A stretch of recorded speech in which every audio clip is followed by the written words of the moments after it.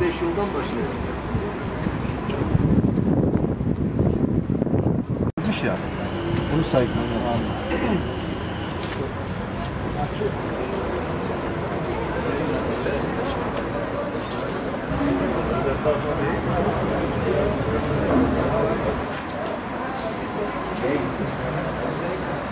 Evet başkanım. Çerçeve miyiz başkanım? Şimdi bunu taksilerde de uygulamak istiyoruz. Necdet Başkanım da burada bu taksilerle ilgili nasıl uygulama yapacak? Bu duraklara da alsınlar. Tamam, müsait olan taksiciler de alsınlar. Hadi görüşürüz başka, sağ olun.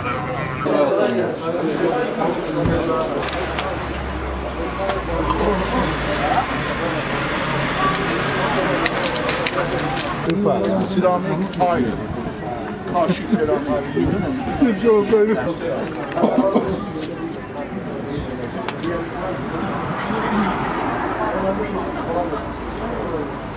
Güzel ya. Tamam. 15'te sonra bir fest başlıyor 20 gün boyunca. Alışveriş günleri, alışveriş festivalleri. 5 yılın sürdüğü bunu da yine devam ettiriyoruz. Siz de buna sahip çıkan, uygun yapan kanalını süsleyin, değil mi?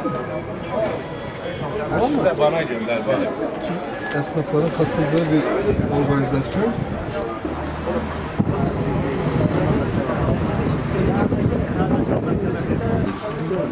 Ben onu gönderdim oraya kişiye, yetkiliye.